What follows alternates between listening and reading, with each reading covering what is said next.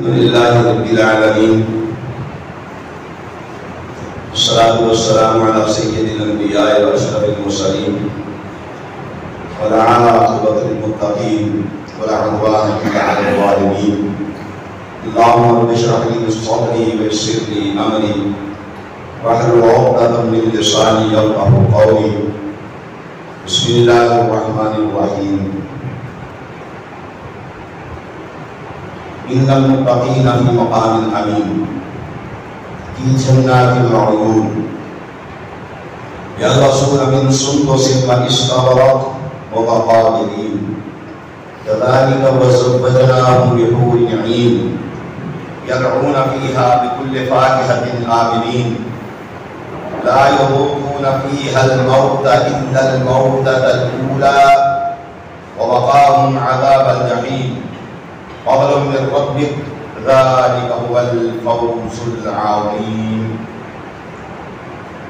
وعن جابر رضي الله عنه قال قال رسول الله صلى الله عليه وآله وسلم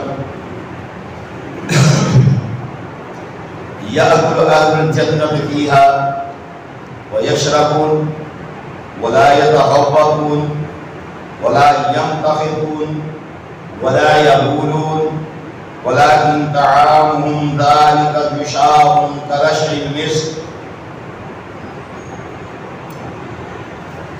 يلهمون التسبيح والتكبير كما يلهمون النفس.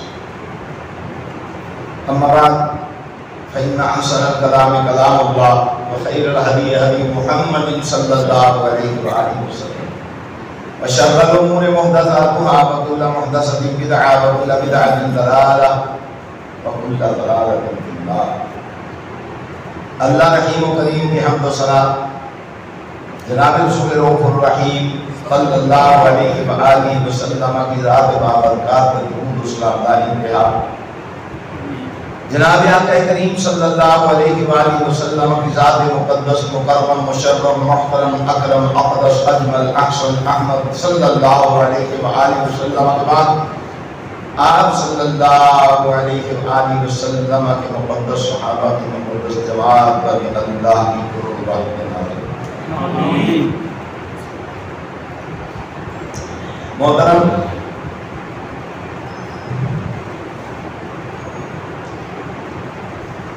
اللہ تعالیٰ ارشاد فرماتے ہیں بے شک متقین جو ہیں امن کی جگہ پر ہوں گے. فی جنات وعیون و چشموں میں ہوں گے. یلبسون من سندس واستبرق متقابلین اس میں وہ باریک اور موٹا ریشم پہنیں گے. کذالک وزوجناہم بحور عین ہم ان کی شادی موٹی آنکھوں والی حوروں سے کریں گے. یدعون فیہا بکل فاکہۃ آمنین اس میں وہ ہر قسم کے پھل امن و اطمینان سے منگوائیں گے.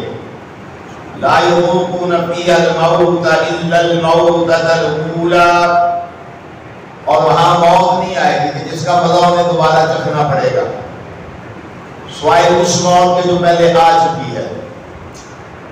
وَوَقَاهُمْ عَذَابَ الْجَحِيمِ اللہ نے ان کو جہنم کے عذاب سے بچا لیا.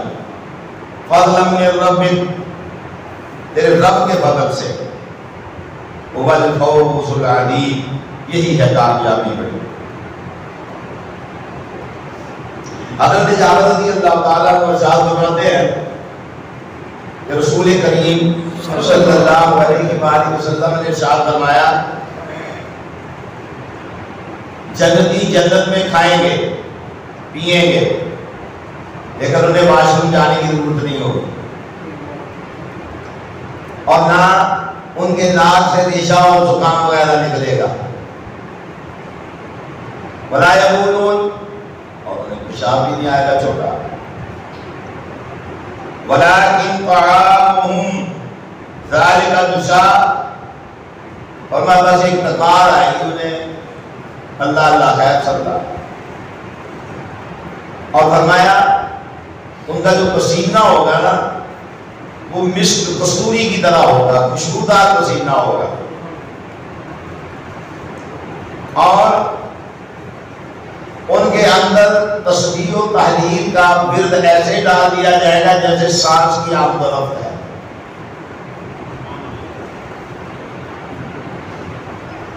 اب نبی کریم صلی اللہ علیہ وسلم نے ارشاد فرمایا رمضان کریم کے اندر کچھ لوگ ایسے ہیں جو جنت میں نہیں جائیں گے. حالانکہ اس کا پہلا اشرہ جو ہے وہ اللہ کی رحمت معجزات ہوتی ہے. دوسرا بخشش ہی بخشش بخشش ہی بخشش بخشش ہی بخشش. اور تیسرا جن پر جہنم واجب ہو چکی ہے انہیں جہنم سے آزادی آزادی آزادی. فرمایا کچھ لوگ ایسے ہیں جنہیں جہنم سے آزادی نہیں ملے گی. فرمایا وہ کون کون سا ہے؟ فرمایا نافرمان والدین کا. دوسرا کون ہے؟ جسے رمضان مبارک کو پایا اور اس کی قدر نہ کی. اور تیسرا کون ہے؟ جس نے رمضان کے اندر بھی شراب پینا نہیں چھوڑی. مدمن الخمر. ان کو اللہ نہیں معاف کرے گا. اس دور میں مجھے پیغام پہلے جو میرے منڈے آتے تھے شادی کوئی کام تھا پہلے میں صحیح کام لگے اسی نہیں سنا سکتے. اساؤنا سکولنا جو بچیاں پاڑے ہیں نا جن استاد بھی اللہ ماشاءاللہ کو بندہ صحیح ہوئے تو ہوئے بندہ انہوں نے اندر بھی وہ انسانیت نہیں ہے تحریت ہے ان کے اندر. ان کے استاد بھی سکولوں کے ٹیچر بھی اللہ رسول سے اکثر دور ہیں. سارے نہیں میں کہتا اکثر کی حالت درست نہیں ہے. وہ بچوں کی تربیت نہیں کرتے وہ مال کما رہے ہیں پیسہ پیسہ پیسہ. دن رات کو وظیفہ پڑھتے ہیں یا نوٹو یا لپیٹو یا نوٹو یا لپیٹو یا نوٹو یا لپیٹو. اسی کام اسی دھندے میں لگے. تربیت خاص کریں گے وہ جو تربیت کرتا ہے کسی کی اور تربیت یافتہ جو ہوتا ہے وہ جب تک زندہ رہے کہ نیکی کرے گا تربیت کرنے والے کو اس کی نیکی سے حصہ ملتا رہے گا. تو یہ کچھ لوگ ایسے ہیں جو جنت میں نہیں جائیں گے. یہ کوئی معمولی کام نہیں ہے. بہت بڑا گناہ ہے بہت بڑا گناہ ہے بہت عظیم گناہ ہے یہ. جنت ماں کے قدموں کے نیچے اور باپ جنت کا دروازہ. سمجھے نا بات سمجھے ذرا. باپ جنت کا دروازہ. وہ قرآن کہتا ہے نا وہ کافر بھی ہو تیرے لیے جنت کا دروازہ وہی ہے. بات ختم ہوگی باقی کیا لینا دینا. اگر آپ مسلمان ہیں تو بات ختم ہے. دو لفظ کافی ہے اس کے لیے. اور میں آگے چلتا ہوں پھر اس کو دیکھنے کا سوال یاد رہا آخری درس ہے. اللہ تعالیٰ خیر وفیت فرمائے پھر موقع ملتا رہے گا. اس کو دیکھنے سے ہجے محبت کا سوال ایسے دیکھنا محبت کی نگاہ سے دیکھنا پیار سے دیکھنا شفقت سے دیکھنا محبت سے دیکھنا. ٹھیک ہے نا. اجازت نہیں ہے کسی کو کہ اپنے باپ کے ساتھ آنکھ کو تبلیغ کر کے اسے دیکھے اللہ کی طاقت کا فرج ہو جائے کہ اس بچے کا میں یاد کر چکا ہوں وہ اللہ کا بلی بھی ہو اور ایسا بلی ہو جیسے رسول اللہ صلی اللہ علیہ وسلم کے ہیں بلی ہے. ماں باپ کی بددعا ان کی طرح بلی بھی لگ جاتی ہے. یہ ہیں 3-4 قسم کے لوگ جو باوجود اللہ نے رحمت بھی برسائی مغفرت بھی کی جہنمیوں کو جہنم سے آزاد بھی کیا لیکن یہ پھنسے ہوئے ہیں یہ اٹکے ہوئے ہیں. یہ پاس نہیں ہو رہے. اپنے پاس ہونے کا انتظام کریں. یہ اب چلیں جنت ہے کیسے.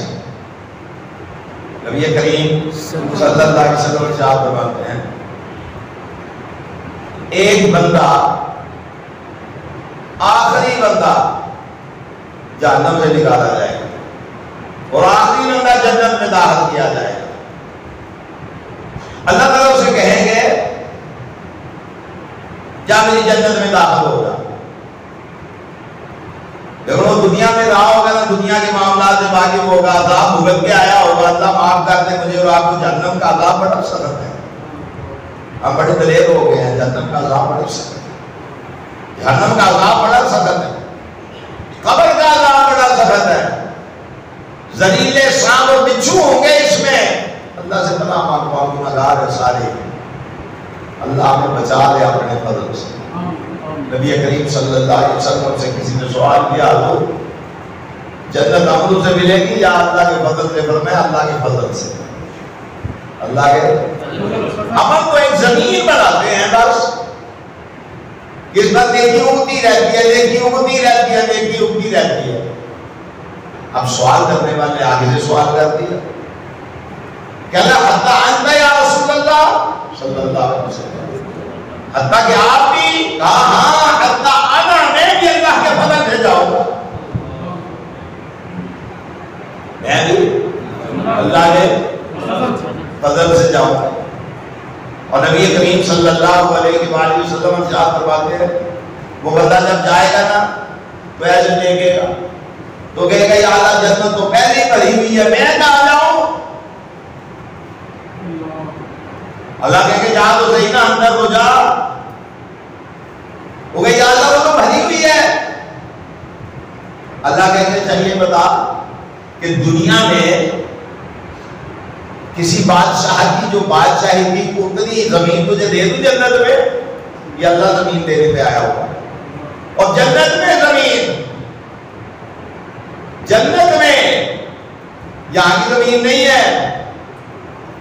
اللہ دے رہا ہے اس آخری گناہگار کو جس کو اللہ نے جہنم سے نکالا. اللہ سے پناہ مانگے اللہم انا نعوذ بک من عذاب جہنم، اللہم انا نعوذ بک من عذاب جہنم، اللہم انا نعوذ بک من عذاب جہنم. جہنم کا قبر کا عذاب نہ چلا. ہم بڑے سیاہکار گناہگار خطاکار ہیں. اللہ سے پناہ مانگے اللہ عذاب قبر سے بھی بچائے، اللہ عذاب جہنم سے بچائے، اللہ اپنے فضل سے بچا لے. ہم تو کمزور ہیں. اللہ تیرے فضل کا یاد میں کبھی کبھی سوچتا ہوں یا اللہ یہ ساری مخلوق تیری ذات پر اعتماد کیے بیٹھی ہے کہ اللہ ہمیں معاف کر دے گا.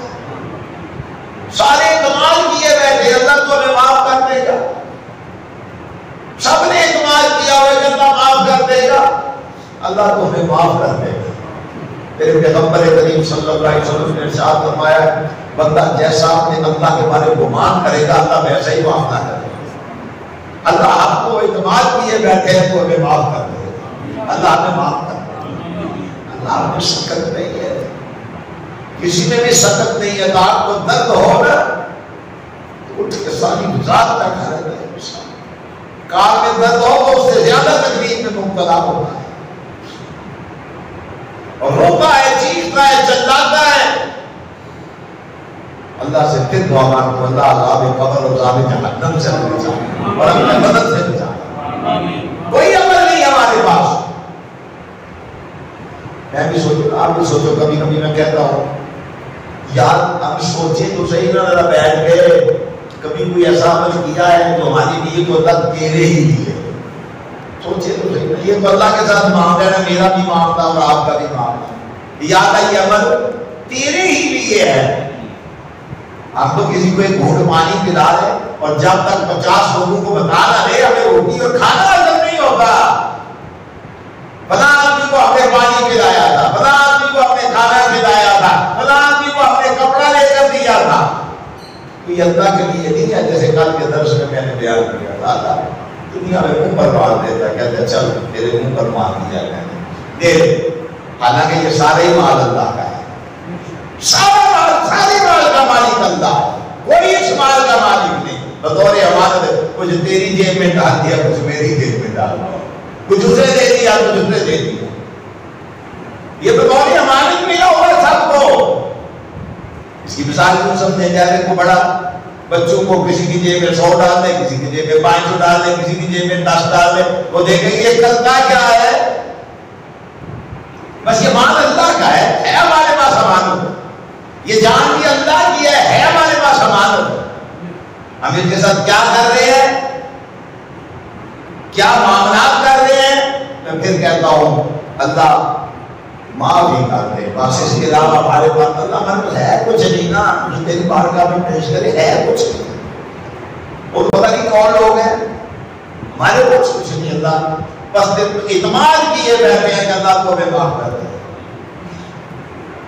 ہر بات کا اللہ نبی کریم صلی اللہ علیہ وسلم ارشاد فرماتے ہیں اللہ اس بندے کو کہیں گے جتنا کہ دنیا کا وہ بادشاہ ہو اور اس کی بادشاہی میں جتنی زمین ہو اتنی تجھے دے دوں تو تو راضی ہے. کہا ہاں میرے رب میں راضی ہوں. اللہ کہیں گے اس جیسی تجھے دی، پھر اللہ کہیں گے ایک اور اس جیسی دی، پھر اللہ کہیں گے ایک اور اس جیسی تجھے دی، پھر چوتھی دفعہ اللہ کہیں گے ایک اور اس جیسی تجھے دی. بندہ کہے گا یا اللہ میں راضی ہوں، یا اللہ میں راضی ہوں. اللہ تو کتنا مہربان ہے، گناہگار کو تو راضی کر رہا ہے. بات کی تہ تک پہنچے. اللہ اس گناہگار کو تو راضی کر رہا ہے جس کو تو نے ابھی جہنم سے نکالا ہے. میرا اعتماد ضرور نہ کرے اپنے اللہ کا. گناہگار کو، جس آخری گناہگار کو جہنم سے نکال کے اللہ کہہ رہا ہے اور اب تو راضی ہو گیا ہے. اللہ تو کتنا کریم ہے، اللہ تو کتنا کریم ہے، اللہ تو کتنا کریم ہے، اللہ تیرا کرم کتنا بڑا ہے. لوگ جیل سے تو مجرم رہا ہو کے آ جائے، لوگ اسے منہ نہیں لگاتے اور اللہ اسے دہائی دے کے پوچھنے اب تو راضی ہو گیا ہے.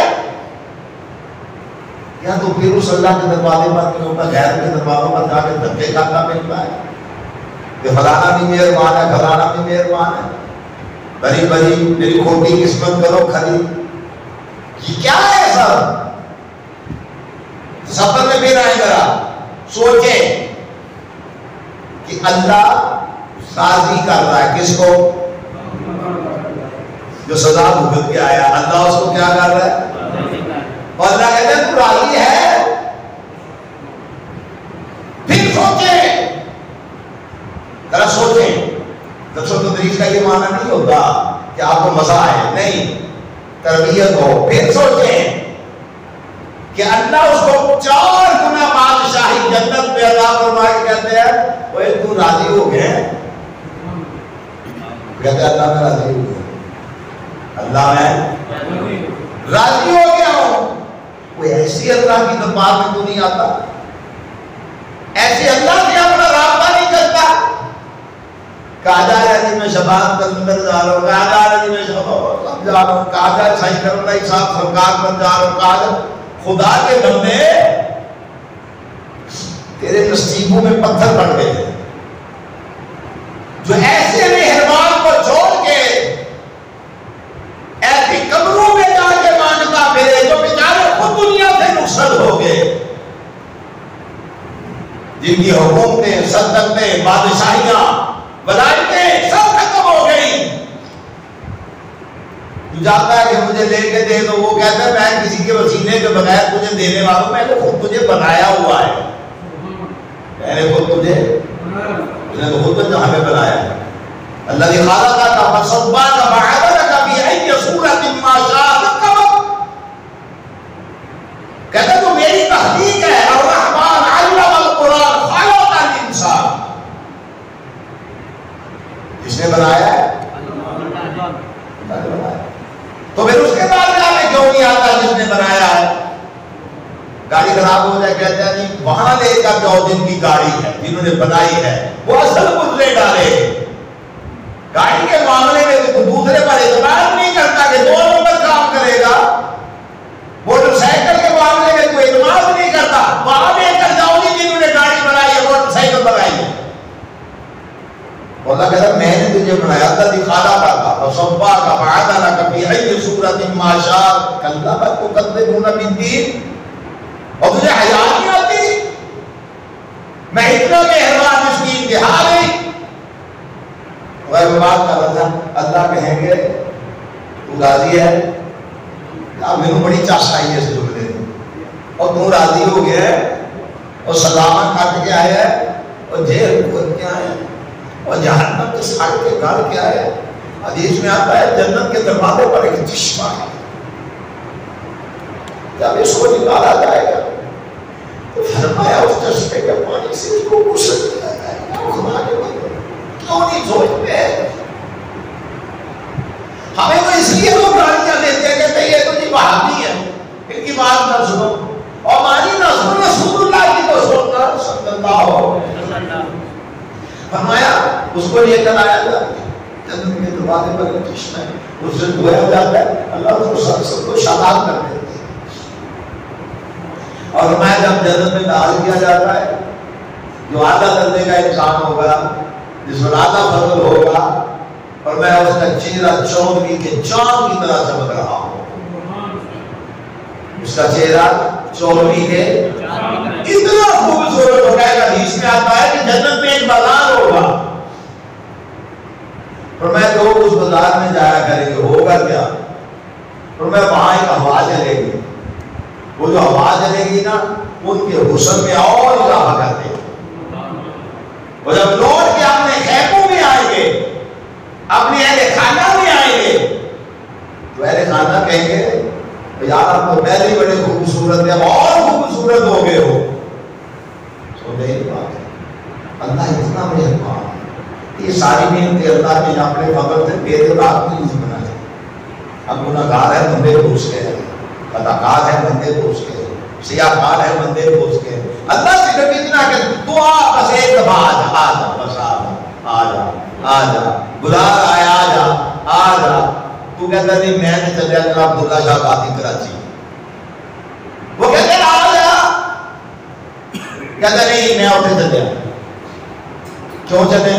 اللہ تینوں ملن چلے، جس کو ملنا ہو اس کے گھر جایا جاتا ہے، جس کو ملنا ہو یا شادی کی کر لینا ہے، کوئی فلسفے کی ضرورت نہیں، کسی ڈاکٹرائی کی ضرورت نہیں کہ بڑی B S S B S کی آتے ہو، بی ایس ایس ہوتا ہے ایم بی بی ایس نہیں، تو بی ایس ایس بھی ہوتا ہے، ایس ایس بی بی ہوتا ہے، بی ایس ایس ہوتا ہے، وہ جو بڑی کسی ڈگری کی ضرورت نہیں، جسے ملنا ہو اس کے گھر جایا جاتا ہے، جسے ملنا ہو اس کے وَأَنَّ الْمَسَاجِدَ لِلَّهِ، یہ ہے اللہ کا گھر، ملنا ہے اللہ کو،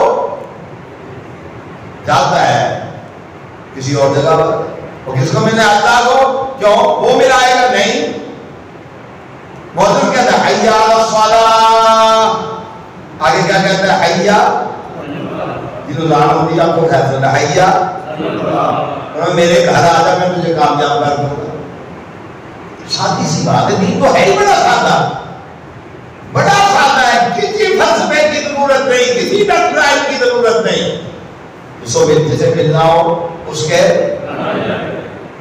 پکی گل ہے، کہتے دنیا دار آسی پاک نہیں میں آتا، یہ پکی بات ہے، جس سے کام ہو اس کے گھر جایا جاتا ہے،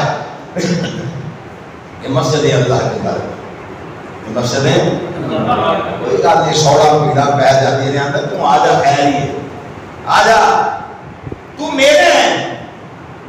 آپ دیکھیں ایک بندہ شرابی ہے، میں اپنے گھر کے دروازے کے سامنے نہیں کھڑا ہونے، آپ کھڑا ہونے دیں گے؟ نہیں کھڑا ہونے دیں گے، ڈاکو ہے نہیں کھڑا ہونے دیں گے، اس کا گھر ایسا ہے، نہ مسجد کا خطیب، نہ مسجد کا امام، نہ مسجد کا صدر کسی شرابی کو اندر آنے سے منع نہیں کر سکتا، آئے وہ اپنے خالق کے گھر میں آیا ہے۔ وہ ایک مثال ہے، ایک آدمی نے چوری کی تو گھر والے جا کے تو اس نے دوڑ لگا لی، وہ کچڑی بھی اٹھا لی اتنی سیدھی جس میں مال تھا، تو اب دیکھا کہ کوئی راستہ نہیں، تو پرانی مسجدیں ہوتی تھی ان کی اتنی اتنی دیواریں ہوتی تھی، دیکھی ہوگی بعض لوگوں نے، تو اس نے چھلاک لگائی اور مسجد کے اندر وہ کچڑی یوں ایک طرف پھینکی اس نے اور اللہ ہو، اب وہ بھی پیچھے اندر داخل ہو گئے، ایک کہتا ہوں اے بھیا، انہوں نے کہا نہیں یہ تو صوفی بندہ ہے تہجد پڑھ رہا ہے، انہوں نے کہا جلدی کار مسجد باہر نکل چور نہ سنا جائے، اب اللہ جب آتا ہے یہ جب سجدے میں گیا نا تو اس نے کہا یا اللہ میں تو جھوٹی مکھی آیا تھا، یا اللہ میں تو جان بچا پال کے آیا تھا، تو نے اتنا کرم کیا، اتنا کرم کیا، اتنا کرم کیا، میں تو بے وضو کھڑا ہوا، نہیں تو کپڑے بھی باقیلا نہیں تھے، میں اللہ تیری بارگاہ میں کھڑا ہوا، لوگوں نے مجھے صوفی اور تہجد گزار کہہ دیا۔ توبہ یہاں آنا فائدہ تو یہ ہے کہ جس کے ساتھ کام ہو اس کے گھر جایا جاتا ہے، ڈھونڈتا تو اللہ کو ہے، جاتا تو قبرستانوں میں ہے، قبرستان میں جانا چاہیے لیکن کیوں؟ اس لیے کہ تجھے تیری موت یاد آئے، تجھے تیری موت یاد آئے، تجھے پتہ چلے کہ یہ وقت آنے والا ہے مجھے یوں چھوڑ کے چلے جائیں گے، کوئی میرے ساتھ دفن نہیں ہوگا، کوئی میرے ساتھ قبر میں چند لمحے بھی گزارنے کے لیے تیار نہیں ہوگا۔ اتنی جلدی ہوگی، مشورے کرتے ہیں، اکثر لوگ کہتے ہیں یار جلدی کرو، جلدی کرنا چاہیے۔ میت کو 2 دن یہ فریجوں میں رکھ دینا، فریز کر دینا اور اس قسم کی حرکتیں کرنا شرعی طور پر جائز نہیں ہے۔ یہ بس مال میں توڑنے کے طریقے ہیں، اور لوگ بتاتے ہیں کہ ہمارے پاس پیسے ہیں، جی ساڈا بندہ آئے گا تو پھر انہوں دفن کرا گے، سمجھ آئی نا؟ یہ جائز نہیں ہے، جلدی دفن کرنا چاہیے۔ کیوں؟ اگر اچھا ہے تو جلدی اپنی جنت میں پہنچ جائے، اگر گناہ گار ہے تو اللہ سب کے پردے رکھے گا، کچھ نہیں کہہ سکتا، میں تو خود گناہ گار بنتا ہوں، اللہ آپ سب پر رحم فرمائے۔ تو نبی کریم صلی اللہ علیہ وسلم ارشاد فرماتے ہیں اللہ اس کو کہیں گے تو راضی ہو گیا؟ کہ ہاں میرے رب نے راضی، کتنا مہربان ہے، گناہ گار کو راضی کرتا ہے۔ چل دے سرال لگ گئی، چل تو جنت میں رہ کے آ گیا، چل تو تکلیفاں اٹھا کے آ گیا، چلو تو کہاں آ گیا، آ جا ہو تو 10 بادشاہیاں دیتی ہیں۔ تو میرے بھائیوں، رمضان اللہ کرے کل کا روزہ ہو، بے دین ہو، حکمران ہے، دیندار حکمران نہیں ہے، دیندار طبقہ کبھی بھی حکمران نہیں ہے، خاص کر کے سیاستدان ہو ہیں، یہ تو اللہ کا کرم سمجھے کہ جیسا بھی ہے کہ پاکستان کی حفاظت کی ذمہ داری اللہ تعالیٰ نے پاک آدمی کو دی ہوئی ہے۔ اگر ان کے ہاتھ میں ہوتی نا سیاستدانوں کے آدھے ملک کا سودا کر کے کھا جاتے ہیں، اور میں صحیح کہہ رہا ہوں، بالکل کھا جاتے ہیں، بیچ کے کھا جاتے ہیں۔ ایسا اور تم نے کہاں لے جانا ہے اس پیسے کو؟ کہاں لے جانا ہے؟ کیا کرو گے اس کو؟ تمہارا منہ پیٹ بھر ہی نہیں رہا۔ یہ تو اللہ کا احسان سمجھے کہ پاکستان کی آدمی مقدس ہے سہولت کے ساتھ